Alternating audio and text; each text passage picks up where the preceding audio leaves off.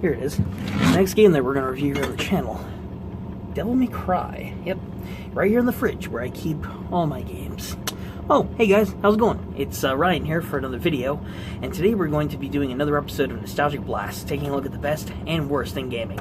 Today we're going to be looking at Devil May Cry, a classic PS2 game that I've recently gotten into, and a legendary franchise in its own right. But does it hold up still to this day, even after being released 19 years ago? Let's find out. 2 millenniums ago, there was a war between the human world and the other. The underworld. But somebody from the underworld woke up to justice and stood up against this legion alone. His name was Sparta. Later, he quietly reigned the human world and continued to preserve harmony until his death. He became a legend. The legendary Dark Knight, Sparta.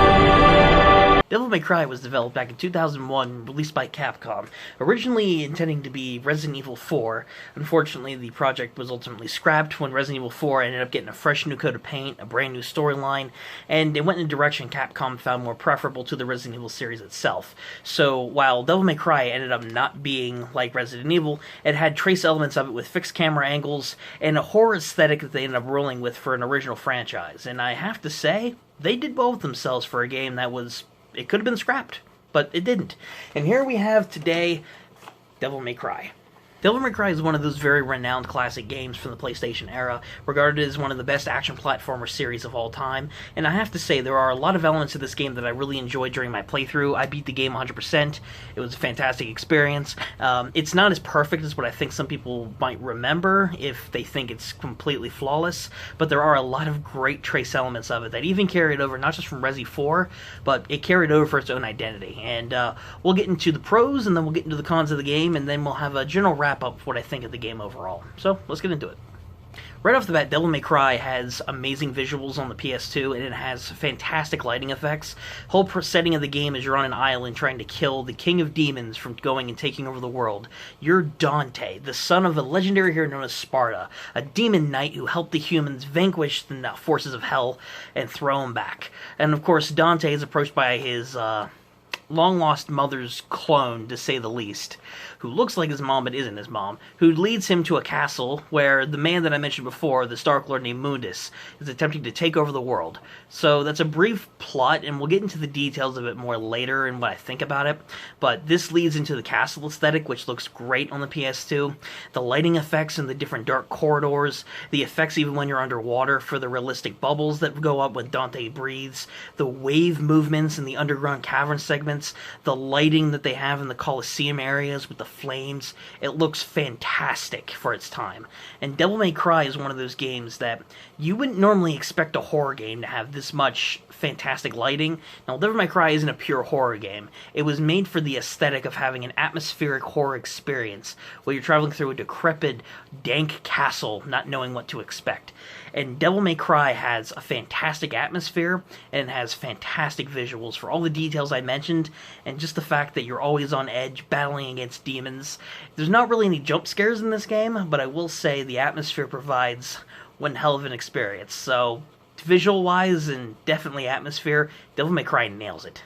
Devil May Cry also has a very good soundtrack in this game. Now, it's not like Mega Man 8 where I remember these songs very, very well even after I listened to them, but for what the music is, Devil May Cry has very atmospheric tracks that work brilliantly to its advantage. Each area is unique with its own setting, and it has its own music theme, and it makes you feel like you're alone, traversing on this journey, fighting against the forces of hell. It shows within its soundtrack. And again, while it's not the strongest soundtrack I've ever heard in a game like this, especially for an action platformer, essentially, I will say that it does the job, and the music overall is pretty good. It works.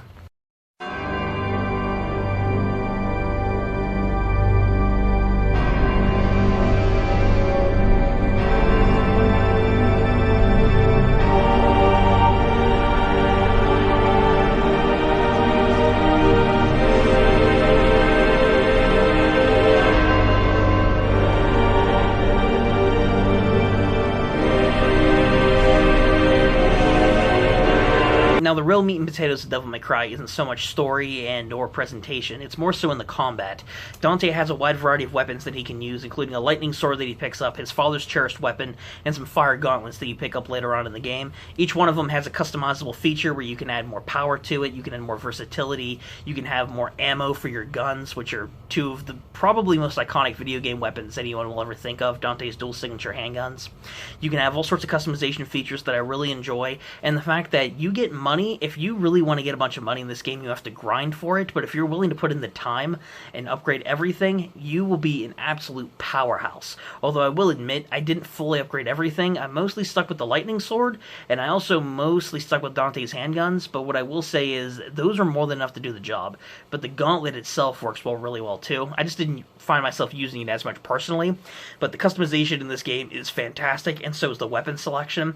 And I think that part of the combat, with the fluid movement that Dante has, with the stunning visuals they have whenever he destroys an enemy, it's so satisfying. Dante moves like a charm whenever he's shooting his handguns, when you're performing combos, and when you're using Dante's special ability, which is the Devil Trigger, I believe it's called, which gives Dante a different form and more power, and a dark aura around him that he uses to spice up his attacks. And all these animations and Dante's combat movement, even in boss battles with his dodge roll and everything, I hardly had any problems in those, and I found them to be quite fun and challenging at some points. Some too easy, admittedly, especially if you get overpowered with the customizations. But I will say, the fluid movement in combat, which is, again, the main part of this game, I believe, is fantastic. Devil May Cry nails it there as well.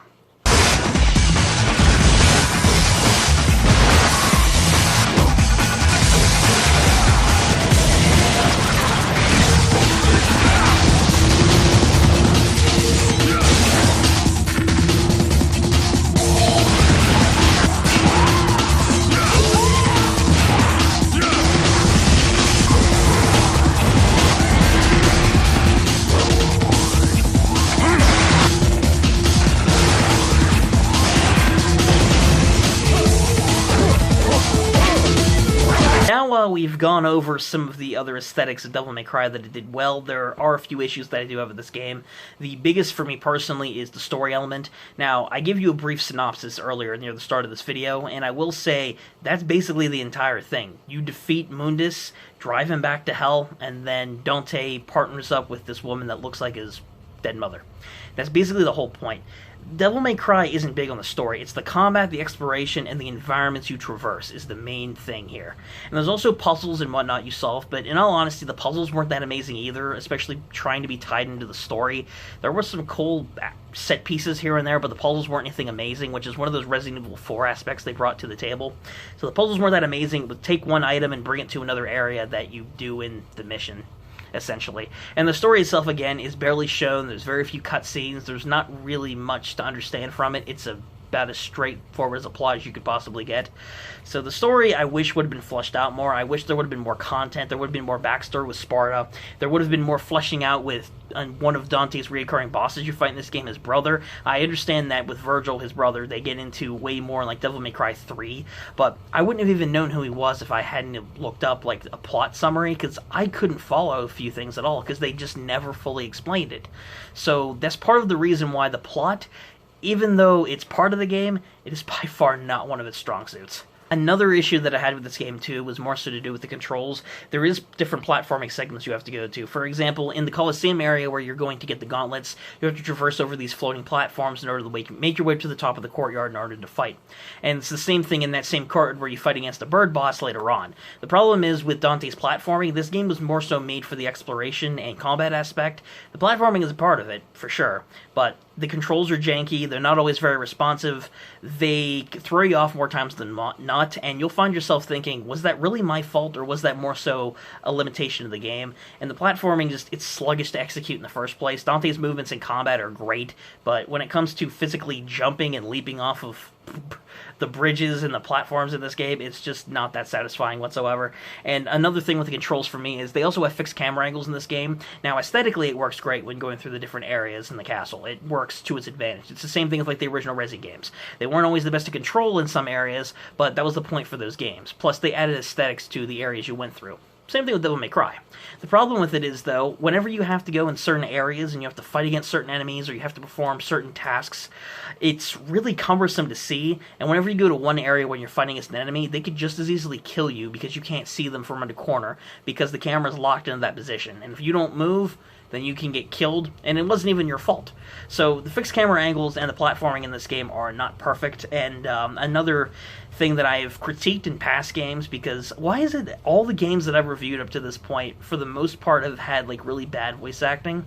Devil May Cry isn't the worst voice acting I've ever heard. There are some genuinely good lines in there, especially near the start for Dante personally, and I do love his personality as a character, don't get me wrong. I understand this is the first game in the franchise, but just have a listen to like this most iconic voice acting line, and this will be the this is what the voice acting is like for most of the game.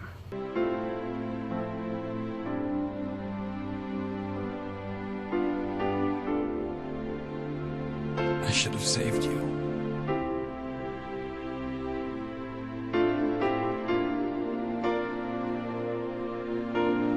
I should have been the one to fill your dark soul with light. So all in all, what do I think of Devil May Cry on the PS2?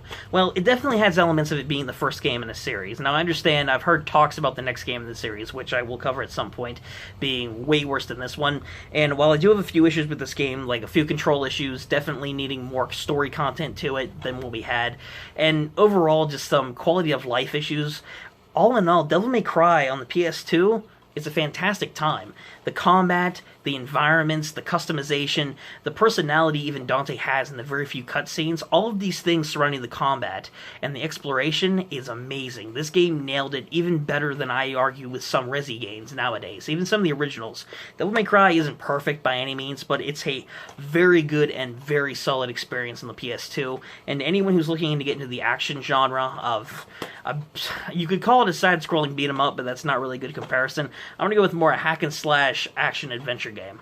So if you're into that kind of thing and you want to get a good start into a simple, pretty much straightforward game with a simple mission structure and really fun levels to explore with a few exceptions, then I highly recommend checking out the original Devil May Cry on the PS2. It is a fantastic game, not without its issues granted, but this game deserves the status it has as one of the best action-adventure games on the PS2. So all in all, good game, highly recommended. And that is going to do it for today's video, guys. I honestly hope you enjoyed this review. This was actually a lot more fun to make than what I initially had thought. It's been a while since I've done one of these Nostalgic Blast reviews. But I hope you guys enjoyed this, and check out Devil May Cry if you ever get the chance. There are multiple ways to get it. The PS2 version, if you want to play it. The original version is very cheap to pick up, not expensive at all. And they also have PS4 enhanced ports, so I'd recommend playing those for the better visuals. But if you want to be a purist, like me, if you want to play on the original hardware, pick up a cheap PS2 copy. It's not expensive at all. But either way, guys, like I said, thank you for watching. Let me know what you guys think about this in the comment section, and of course, what your experiences with Devil May Cry is, or what you think of the game in general. Even if you haven't played it, judging from what you see here, maybe, or from what you've heard elsewhere, let me know your thoughts on it nonetheless. And once again, guys, thank you so much for watching. And if you did enjoy this, give it a like. Subscribe to the channel if you want to see more reviews coming your way in the future. And comment down below your thoughts and feelings, as usual. But, yeah, join me next time when we cover Shovel Knight. I know it's not a retro game, but it's a retro-style game, and I've been wanting to talk about this one for a little while, so we're going to have some fun with that one, too. Either way, guys, thank you once again, and until next time, I'll catch you later. Keep on gaming, guys.